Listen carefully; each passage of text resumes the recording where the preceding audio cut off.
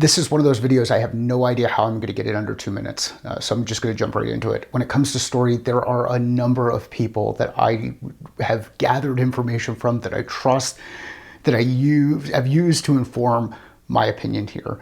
And I put story and communication together into the same category. We'll break it out a little bit later, I'm sure. Look at the work that Donald Miller, Joseph Campbell, and Robert McKee have done. Donald Miller wrote Story Brand, Building a Story Brand. Robert McKee wrote Story and Story Economics. And Joseph Campbell is known for The Hero's Journey, The Legend of Myth, The Power of Myth. There's a PBS series that's been on Netflix.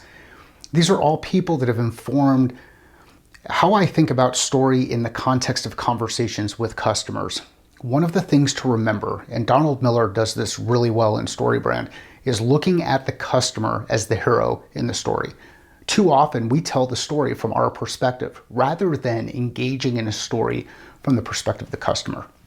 How can you shift the way that you communicate with people and have those conversations start to shift in a way where they are the hero of the story, not you competing to be the hero of the story? So where do we come in as sales professionals, as people who help folks figure out how to solve their own problems? Well, we come in as the guide. We come in as this person who can help them see things that they can't see on their own. We deliver a plan. And again, this is all going to be really familiar if you're familiar with Donald Miller stuff. We deliver a plan. We help them make this transition. Too often we come in trying to be the knight in shining armor in these stories, and all we're doing is competing with our customers. We're pushing our own agenda. We're talking about features and functionality rather than getting into a situation where we embrace the challenges that they're running into. So when it comes to story and it comes to communication, make sure you shift your perspective. Understand who the characters are, what are their roles, what's your role. In some instances, you do need to be the hero. You're the hero of your own story. But as you work with customers, realize that they're the one who is dealing with the problem, dealing with the challenge, whatever that problem is. And it may not be the specific problem that you say you solve on your website. It might be something different that's directly related to that problem. It's a lot of information around story. As you work to get better at communication, provide clarity. Clarity. What is it that you're trying to say? Why are you trying to say it? How can you communicate it? And what are some of the ways that you can reinforce it? A couple of key things on story. I know this one's a little bit long, but it's really important.